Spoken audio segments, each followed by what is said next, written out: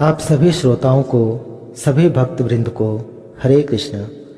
प्रिय भक्तों, जैसा कि आप सभी जानते हैं कि कार्तिक मास का प्रारंभ होने जा रहा है। इस वर्ष कार्तिक मास का प्रारंभ 17 अक्टूबर से हो रहा है एवं 15 नवंबर को समापन हो रहा है। कार्तिक मास को नियम सेवा के नाम से भी जाना जाता है।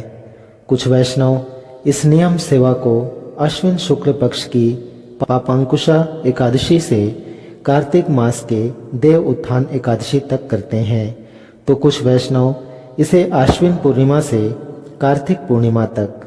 इस मास को दामोदर मास भी कहते हैं, क्योंकि इस मास में शुक्ल पक्ष की प्रतिपदा को भगवान कृष्ण ने दाम बंधन लीला की थी, अर्थात माता यशोदा ने इसी दिन भगवान को उखल से बांधा था।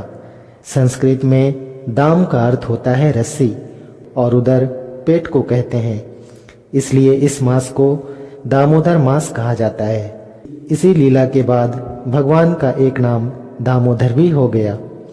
इसी मास में भगवान श्री कृष्ण ने गिरिराज जी को भी धारण किया था। इसी कार्तिक मास में ब्रह्मा जी ने श्री राधा रानी का कृष्ण के साथ भांडीर वन में विवाह संपन्न कराया था। इसी मास में भगवान ने अरिष्टासुर का वध भी किया था और कृष्ण पक्ष की अष्टमी को राधा कुंड एवं श्याम कुंड का प्राकट्य भी इसी मास में हुआ था। इस मास में भगवान ने कई लीलाएं की हैं। यह मास भगवान श्री कृष्ण को अत्यंत प्रिय है। पद्म पुराण में लिखा गया है कि चूंकि यह मास श्री दामोदर अर्थात भगवान श्री कृष्ण का है, इसलिए उनकी विशेष कृपा पाने के लिए उनकी सर्वप्रियतमा श्री राधा रानी की आराधना उनके समक्ष करनी चाहिए। चूंकि भगवान श्री कृष्ण अपनी आह्लादनी शक्ति के बिना पूजा ग्रहण नहीं करते हैं और फिर पराशक्ति श्री राधा रानी भी अपने स्वामी के बिना सब कुछ अस्वीकार कर देती हैं, इसलिए सभी को उनके युगल स्वरूप श्री राधा कृष्ण की ही पूजा करनी चाहिए। कार्तिक मास को उर्ज व्रत के नाम से भी जाना जाता है, क्योंकि श्री राधा रानी का एक नाम उर्जेश्वरी भी है।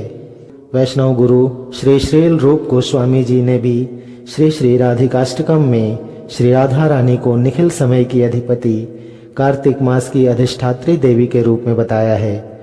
उन्होंने लिखा है कि निखिल समय भर तो कार्तिक स्याधि देवीम।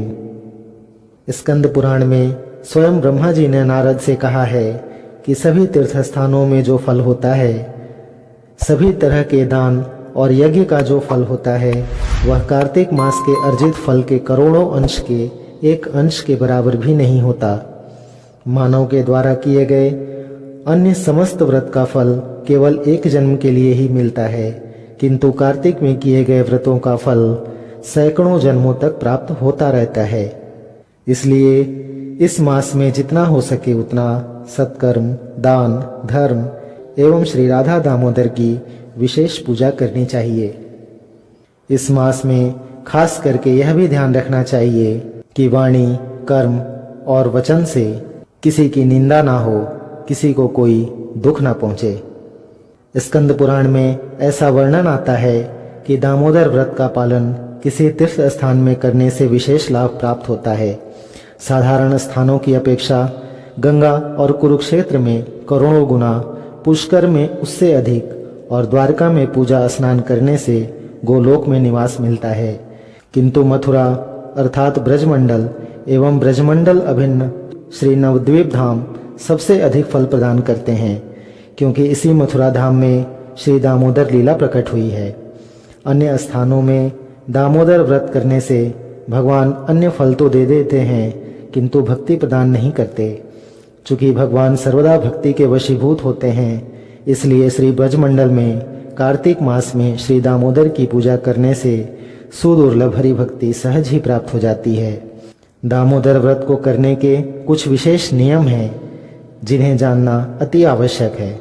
इस मास में ब्रह्म मुहूर्त में अर्थात सूर्योदय से पहले स्नान एवं मंगला आरती करनी चाहिए।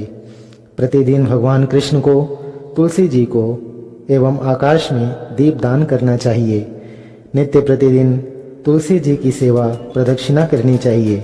इस मास में विशेष रूप से श्री भागवत कथा श्रवण करनी चाहिए। भागवत गीता के 12वें अध्याय का पाठ करना चाहिए। श्री दामोदर अष्टकम का प्रतिदिन पाठ करना चाहिए। साथ ही श्री राधा कृपा कटाक्ष एवं गोपी गीत का भी पाठ एवं श्रवण करना चाहिए। भगवत गीता के 12वें अध्याय का एवं गोपी गीत का हिंदी अर्थ सहित वीडियो आपको हमारे इस वीडियो के डिस्क्रिप्शन बॉक्स में मिल जाएगा। आप वहां पे क्लिक करके इसे सुन सकते हैं। भगवान के नाम का जप जितना हो सके उतना करना चाहिए। ब्रह्मचर्य का पालन करना चाहिए। भगवान को अर्जित प्रसाद ही खाना चाहिए। व्यर्थ के वार्तालाप से बचना चाहिए। इस मास में आने वाली दोनों एकादशी का पालन बहुत ही निष्ठापूर्वक करनी चाहिए। इस तरह सभी नियमों का पालन करते हुए सभी को इस दामोदर व्रत अर्थात कार्तिक व्रत को अवश्य करना चाहिए। अगर आपको हमारा यह वीडियो पसंद आया हो तो इस चैनल को अवश्य सब्सक्राइब करें और नोटिफिकेशन के लिए बेल आइकन पर क्लिक कर दें। हमारे चैनल पर आपको हमारे मठ से जुड़ी तमाम कार्यक्रम की सारी जानकारी ऐसे ही मिलती रहती है। आज के लिए बस इतना ही। जल्द मिलेंगे ऐसे ही किसी अन्य वीडियो में। तब तक के लिए हरे कृष्ण, राधे राधे।